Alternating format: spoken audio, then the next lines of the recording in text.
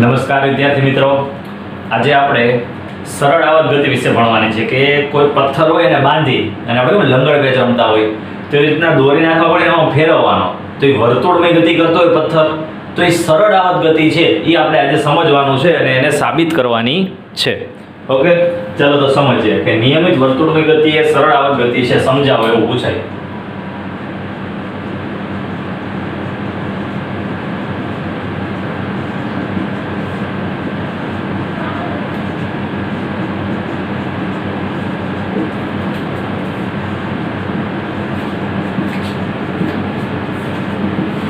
સમજાવો, આવો સવાલ પૂછાય. નિયમિત વર્તુળમય ગતિ એ સરળ આવત ગતિ છે, સમજાવો. આવો સવાલ પૂછાય તો આપણે શું લખવાનું? જુઓ, પહેલા તો નિયમિત વર્તુળમય ગતિ એટલે કોઈ એક છેડે આપણે પથ્થરને બાંધી દેવાનો અથવા તો એક દડાને દોરી સાથે બાંધી દઈએ અને એને નિયત બિંદુને અનુલક્ષીને ગોળ ગોળ ફેરવીએ. તો ઉદાહરણ તરીકે જો અહીં આકૃતિ દોરું છું, ધારો કે કોઈ એક દડાને બાંધી દીધો ને આવી રીતના ગોળ ગોળ ફેરવીએ તો આ માર્ગે ફરે છે. ઓકે, આ બિંદુ છે, અહીંયાથી પકડીને હું આમ ફેરવું છું, આ દિશામાં હું ફેરવું છું, રેડી? આમાં હવે આ સમતલને આ જે સમતલ છે એને લંબ અહીંયા એક પડદો રાખું છું. સમતલને લંબ અહીંયા હું એક પડદો રાખું છું, રેડી? આ પડદો થઈ ગયો. હવે હું આ સમતલને આ ધારો કે અહીંયા થોડાક બિંદુ આપણે આપી દઈએ.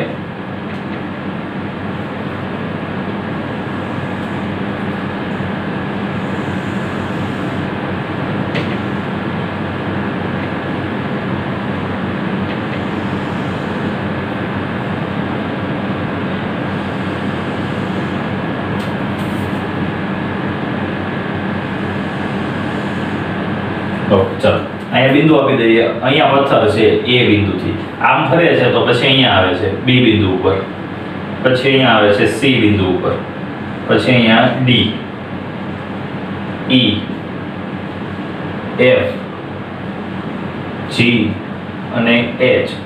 પથ્થર આવી રીતના ફરતો ફરતો અલગ અલગ બિંદુએ જાય છે, બરાબર?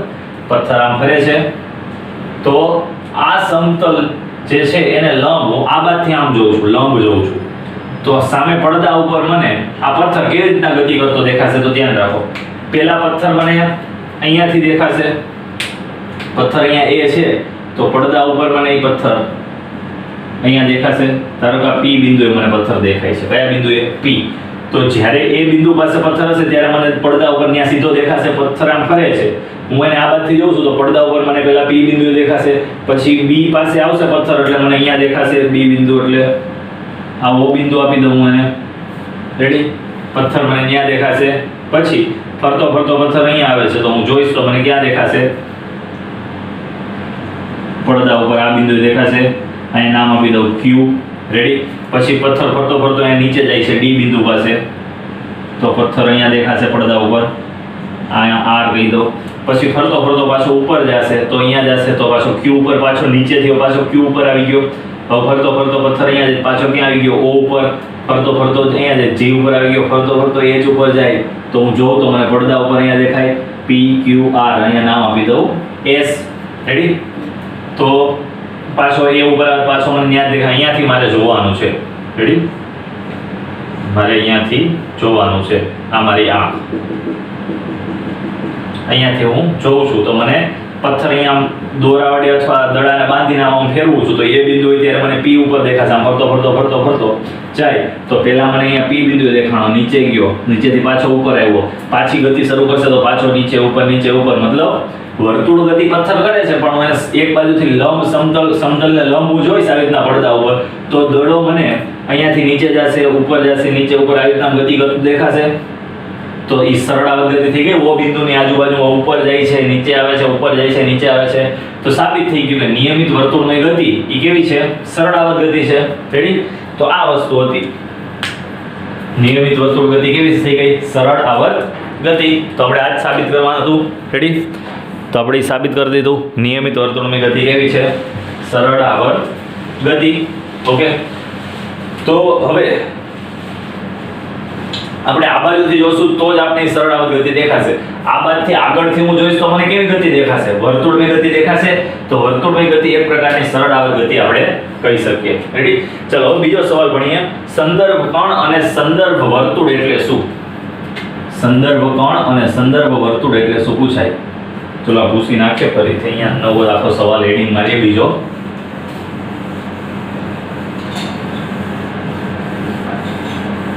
તો આપને ખબર પડી ગઈ કે હવે નિયમિત વર્તુળમય ગતિ છે એ કેવી હશે? સરળ આવત ગતિ હશે. વર્તુળમય ગતિ સરળ આવત ગતિ નો કહેવાય. સરળ આવત ગતિનો આવર્તકાળ ફિક્સ હોય હંમેશા. દરેક દોલન વખતે એને એક દોલન પૂરું કરવા માટે સમાન સમય લાગે. તો નિયમિત વર્તુળમય ગતિ હશે તો જ સમાન સમય લાગશે. જો એ ગતિ નિયમિત નહીં હોય તો એ એક દોલન પૂરું કરવા પહેલા સમય લાગ્યો હશે એટલો બીજી વાર લાગશે નહીં, વધારે અથવા ઓછો લાગશે. તો એ સરળ આવત ગતિ નહીં થાય. રેડી? તો એ આવર્ત ગતિ કહેવાશે. કેવી ગતિ કહેવાશે? આવર્ત ગતિ. તો નિયમિત હોવી જોઈએ તો જ એને આપણે સરળ આવર્ત ગતિ કહી શકીએ. હવે સવાલ બીજો પૂછાય.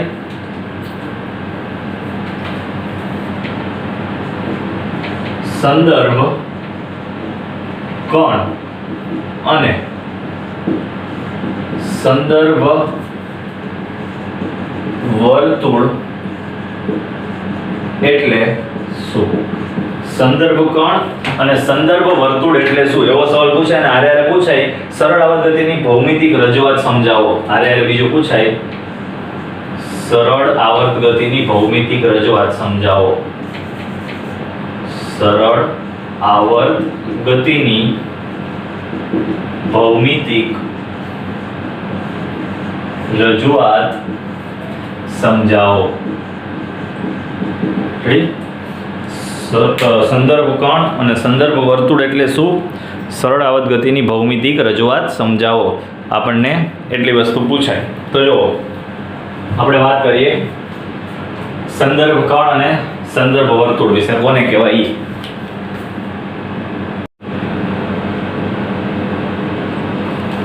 ચલો જો સંદર્ભ કોણ એટલે નિયમિત વર્તુળમય ગતિ કરતા કોણને સંદર્ભ કોણ કહેવાય. કેવી ગતિ? નિયમિત. નિયમિત વર્તુળમય ગતિ કરતા કોણને સંદર્ભ કોણ કહે છે? સંદર્ભ કોણ કહે છે. જે પણ નિયમિત વર્તુળમય ગતિ કરતો હોય ને એને આપણે સંદર્ભ કોણ કહેશું. રેડી? અને બીજું પૂછ્યું છે સંદર્ભ વર્તુળ. તો જે વર્તુળ પર આ નિયમિત વર્તુળમય ગતિ થતી હોય, લખીએ આરે જે વર્તુળ પર આ ગતિ થાય અથવા ગતિ થતી હોય તે વર્તુળને સંદર્ભ વર્તુળ કહે છે.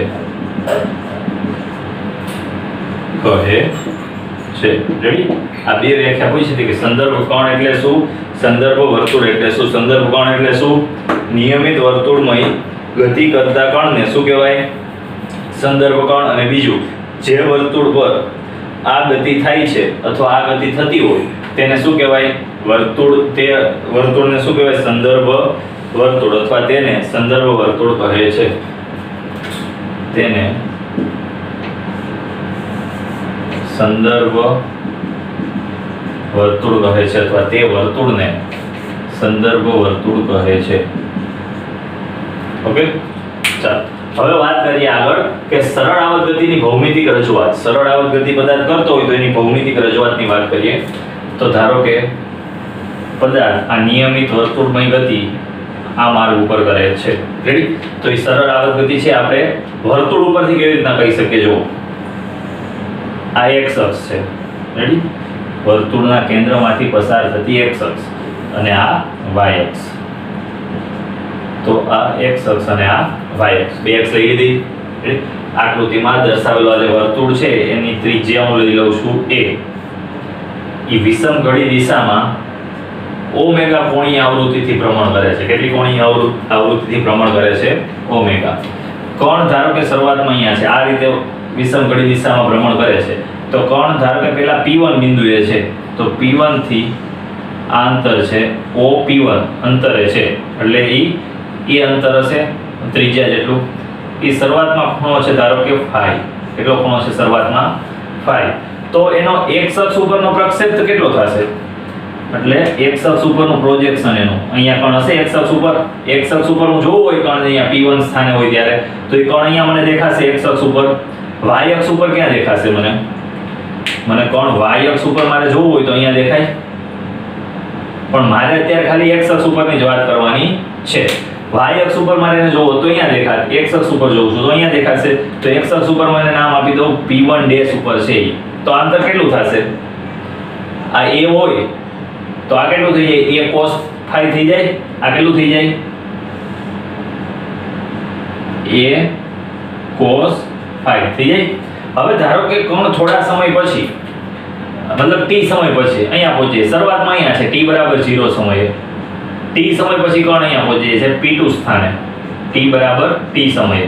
રેડી? તો એનું સ્થાન સદિશ આ થઈ ગયો કણનો સ્થાન સદિશ. x અક્ષ ઉપર એનું અંતર અને y અક્ષ ઉપર જો y અક્ષ ઉપર હું દર્શાવું તો y અક્ષ ઉપર કોણ અહીંયા હશે. x ઉપર કોણ ક્યાં હશે?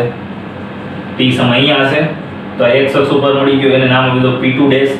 આ અંતર કેટલું હશે?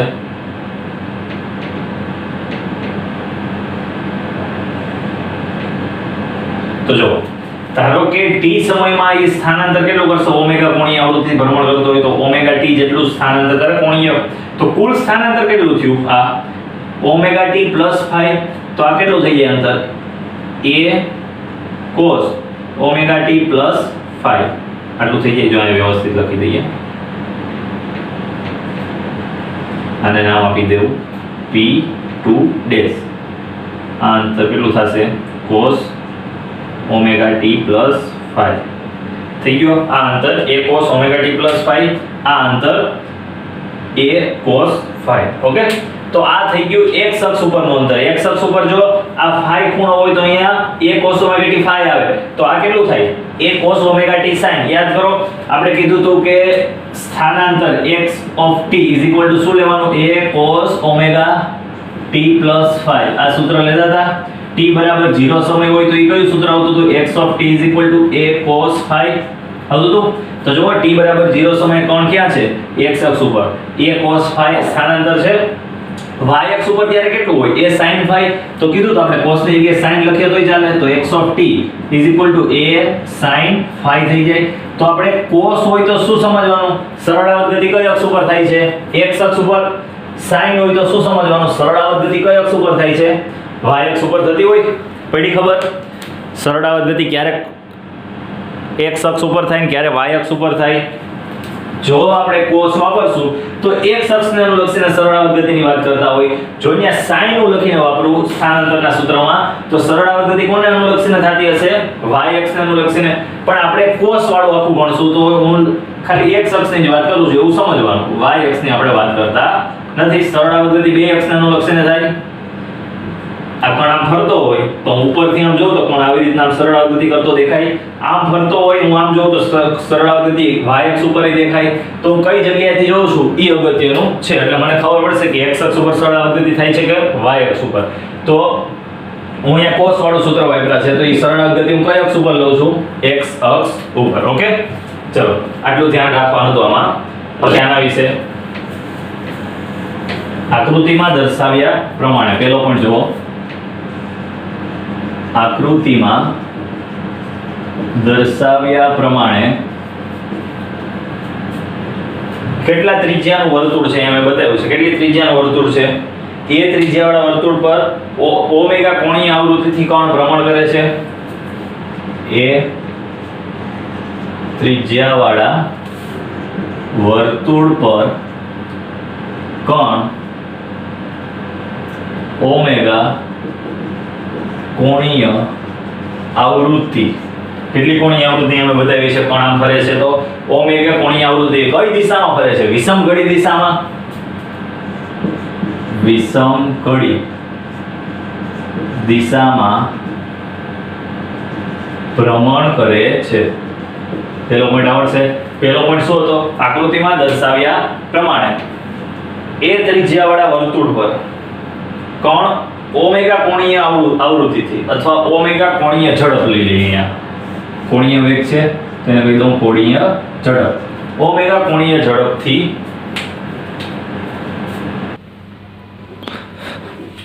હવે આપણે આગળ વાત કરીએ તો કણ જ્યારે વર્તુળમય ગતિ કરતો હોય કણ જેમ જેમ વર્તુળમય ગતિ કરે ત્યારે કણનું x અક્ષ ઉપરનું સ્થાન એ cos θ સ્વરૂપે બદલાશે તો જો હું લખું કણ જ્યારે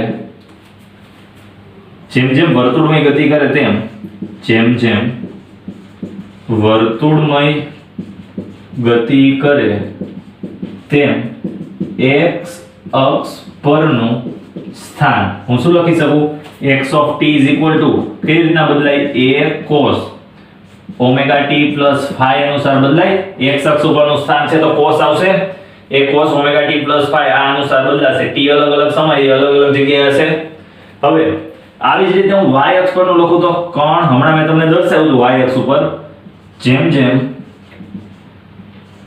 વર્તુળમય ગતિ કરે તેમ y અક્ષ પરનું સ્થાન હું શું લઈ શકું y અક્ષ પરનું સ્થાન એને કહી શકું y of t is equal to a જો થીટા આ x અક્ષ સાથે phi ખૂણો હોય તો cos phi લે phi omega t plus phi હોય તો cos omega t plus phi લઈએ તો y અક્ષ સાથે શું થઈ જાય sin omega t plus phi sin omega t plus phi પડી ખબર તો એ જો આવી રીતના આ ધારો કે કણ અહીંયા છે આ m કણનું આ સ્થાન સદિશ આ ખૂણો છે ઓમેગા t plus phi ખૂણો છે કણ અહીંયા છે x અક્ષ સાથે આખો ખૂણો ઓમેગા t plus phi છે તો આ પ્રક્ષેપ આ કેટલું થઈ જાય અંતર જો આ a હોય તો આને હું કહી શકું a cos omega t plus phi કહી શકું ખૂણો જ્યારે બનાવ્યો એ બાજુ આરે હું cos વિધેય વાપરી શકું તો આ કેટલું થઈ જાય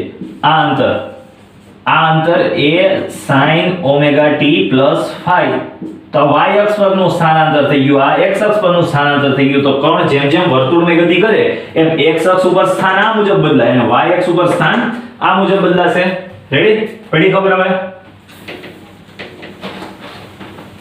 ચાલો જો આ દેખાય છે બધાને બોર્ડ ઉપર ઓકે ચાલો આપણે શું કહી શકીએ હવે જો x અક્ષ અને y અક્ષ નું આપણે મળી ગયું કે x અક્ષ ઉપર આ સ્થાન બદલાશે આ મુજબ y અક્ષ ઉપર આ સ્થાન આ સૂત્ર મુજબ સ્થાન બદલાશે હવે આપણે અહીં આમ કહી શકીએ કે ચલો પણ લખું આમ અહીં કહી શકાય કે જો કણ નિયમિત વર્તુળમય ગતિ કરતો હોય તો આ શું થઈ ગયો વર્તુળનો વ્યાસ થઈ ગયો તો વ્યાસ ઉપર અહીંયા કણ હતો ત્યારે અહીંયા હતો ત્યારે અહીંયા કણ આવશે તો અહીંયા આવશે અહીંયા કણ આવશે તો પછી x અક્ષ ઉપર અહીંયા આવી જશે અહીંયાથી અહીંયા કણ અહીંયા આવશે તો x અક્ષ ઉપર અહીંયા કણ આવશે તો અહીંયા આવશે તો અહીંયા આવશે પાછો અહીંયા તો કણ જો પેલા આ બાજુ ગયો પછી આ બાજુ આવવા માંડ્યો x અક્ષ ઉપર તો આવી રીતના સરળ આવત ગતિ કરે છે તો આમ કહી શકાય કે જો કણ નિયમિત વર્તુળમય ગતિ કરતો હોય તો તે વર્તુળના વ્યાસ પર આ વર્તુળનો વ્યાસ કહેવાય વ્યાસ ઉપર કેવી ગતિ કરતો હોય સરળ આવર્ત ગતિ કરતો હોય વ્યાસ પર સરળ આવર્ત ગતિ કરે છે હું આમ કહી શકું આ પણ જો એનો વ્યાસ જ કહેવાય તો અહીંયા કોણ હોય તો અહીંયા છે અહીંયા હોય તો અહીંયા છે કોણ આમ ફરતો અહીંયા આવે તો એનું સ્થાન y અક્ષ ઉપર અહીંયા આવશે કોણ અહીંયા આવી જાય તો y અક્ષ ઉપર એનું સ્થાન અહીંયા આવશે ફરતો અહીંયા આવે તો સ્થાન અહીંયા હોય તો સ્થાન અહીંયા હોય તો સ્થાન અહીંયા તો ફરીદા રાખે તો y અક્ષ ઉપર સ્થાન આવી રીતના ઉપર નીચે થયા રાખે તો જો આ નિયમિત વર્તુળની ગતિ હોય તો કોઈ પણ વ્યાસ લઈ લઉં હું કોઈ પણ વર્તુળનો વ્યાસ એના ઉપર કણ કેવી ગતિ કરતો દેખાશે મને સરળ આવર્ત ગતિ કરતો દેખાશે રેડી તો આ એની થિયરી છે સંદર્ભ કણ અને સંદર્ભ વર્તુળ એટલે શું પહેલા આપણે એની વ્યાખ્યા લખી નાખી પછી આપણે ભૌમિતિક રજૂઆત કરવાની હતી તો આ ભૂમિતિ આખી બતાવી દીધી કે નિયમિત વર્તુળની ગતિ કરતો તો આગળનો સવાલ હમણાં કોન્સેપ્ટ ભણી ગયા આપણે તો એના વ્યાસ ઉપર પ્રક્ષેપ તો બધા અલગ અલગ સમય બનાવું તો કણ અહીંયાથી આમ જતો હશે તો અહીંયા x અક્ષ ઉપર સ્થાન અહીંયાથી આ બાજુ જતો હશે કણ અહીંયાથી આમ જશે તો x અક્ષ ઉપર સ્થાન આગળ જશે, તો આવી રીતના કણ x અક્ષ ઉપર આવી રીતના સરળ આવર્ત ગતિ કર્યા રાખે, દોલનો કર્યા રાખે, અને આ નિયમિત વર્તુળની ગતિ હોય તો આનો આવર્તકાળ એક સરખો રહે, તો એને સરળ આવર્ત ગતિ આપણે કહી શકીએ. જો નિયમિત વર્તુળની ગતિ ન હોય તો યાદ રાખવાનું, એને ખાલી આપણે આવર્ત ગતિ કહી શકીએ, સરળ આવર્ત ગતિ કહી શકીએ નહીં. તો ત્યારે વ્યાસ ઉપર આવર્ત ગતિ થશે જો આ અનિયમિત વર્તુળની ગતિ કરે તો. પણ જો નિયમિત વર્તુળની ગતિ કરે તો વ્યાસ ઉપર કેવી ગતિ થશે? સરળ આવર્ત ગતિ. રેડી? તો આ હતું સરળ આવર્ત ગતિ વિશે આખું ભૌમિતિક રજૂઆત કણની, જો નિયમિત વર્તુળની ગતિ કરતો હોય તો. રેડી? ચાલો હવે જો કણ નિયમિત વર્તુળની ગતિ કરતો હોય અને જો નિયમિત વર્તુળની ગતિ કરતો હોય તો અહીંયા x અક્ષ ઉપર જો રેખીય ગતિ કરે, આમ જાય આ બાજુ આવે, એક રેખા ઉપર ગતિ કરે, તો રેખીય ગતિ કરે તો એના ઉપર લાગતું બળ કેટલું, અને વર્તુળમય ગતિ કરે તો એના ઉપર લાગતું બળ કેટલું, એની ચર્ચા કરી લેજો. અહીંયા જો રેખીય ગતિ કરતો હોય કણ તો વર્તુળમય ગતિમાં અહીંયા વ્યાસ ઉપર રેખીય ગતિ થાય છે, તો રેખીય ગતિ ઉપર લાગતું બળનું સૂત્ર યાદ રાખવાનું, m²x. x શું છે? x અક્ષ ઉપરનું કોઈ પણ સમયનું અંતર. ધારો કે અહીંયા આ અંતરે એના ઉપર કેટલું બળ લાગે, આ અંતરે અલગ અલગ અંતરે કેટલું બળ લાગે એ બતાવે આપણને. ઓકે, x અક્ષ ઉપર, x એટલે અંતર x અક્ષ ઉપરનું, તો f m²x એ આપણને બતાવે છે x અક્ષ ઉપરનું અંતર x. તો અલગ અલગ અંતરે અહીંયા બળ અલગ અલગ લાગશે, પણ અહીંયા હશે તો અલગ બળ લાગતું હશે, અહીંયા હશે તો અલગ બળ, અહીંયા હશે તો અલગ અલગ અંતર ઉપર અલગ અલગ બળ લાગે. તો રેખીય ગતિ કરતો હોય, કેવી ગતિ? રેખીય ગતિ, તો અલગ અલગ સ્થાને લાગતા બળનું સૂત્ર આ છે. રેડી? હવે વર્તુળમય ગતિ કરે છે, કેવી ગતિ કરે છે? વર્તુળમય ગતિ. તો વર્તુળમય ગતિ કરતો હોય તેનું બળ કેન્દ્ર તરફ હોય, હંમેશા કઈ તરફ હોય? કેન્દ્ર તરફ, તો એને કહેવાય કેન્દ્રગામી બળ. તો નિયમિત વર્તુળમય ગતિ કોણ કરતો હોય? કેવી ગતિ કોણ કરતો હોય? નિયમિત વર્તુળમય ગતિ. જો નિયમિત વર્તુળમય ગતિ કરે તો એ કેન્દ્રગામી બળ એમાં લાગશે. કેન્દ્રગામી બળનું સૂત્ર આપણે ખબર છે, શું છે? F બરાબર mv²/r. કેન્દ્રગામી બળનું સૂત્ર શું છે? F mv²/r. પૃથ્વીની આજુબાજુમાં ચંદ્ર પણ કેન્દ્રગામી નિયમિત વર્તુળમય ગતિ કરે છે, તો એમાં કેન્દ્રગામી બળ લાગશે, તો આટલું લાગતું હોય mv²/r. એની ઝડપ, દળ અને કેટલું દૂર છે એ ખબર પડી જાય તો લાગતું બળ આપણે શોધી શકીએ. તો આ ખાસ યાદ રાખવાનું એમસીક્યુ ના દાખલા માટે. રેખીય ગતિ કોણ કરતો હોય? નિયમિત વર્તુળમય ગતિમાં કોઈ અક્ષ ઉપર, તો એના ઉપર અલગ અલગ સ્થાને આ સૂત્ર મુજબ બળ લાગશે, અને વર્તુળમય ગતિમાં અલગ અલગ સ્થાને આ મુજબ બળ લાગશે. અને આ બળ ક્યાં હોય? કેન્દ્રગામી બળ કેન્દ્ર તરફ હોય. રેડી? તો આ તો આજનો લેક્ચર. આવતા લેક્ચરમાં આપણે ખૂબ જ ઇન્ટરેસ્ટિંગ વેગ અને એના પ્રવેગ વિશેની વાત કરશું. જો કણ સરળ આવર્ત ગતિ કરતો હોય તો એનો વેગ કેટલો હોય અને એનો પ્રવેગ કેટલો હોય, એના ઉપરથી ઢગલો એમસીક્યુ સોલ્વ થશે. તો આવતા વખતે નવા લેક્ચરમાં આપણે વેગ અને પ્રવેગ વિશે વાત કરશું. ત્યાં સુધી આ લેક્ચરની કમ્પ્લીટ તૈયારી કરી નાખો. Thank you.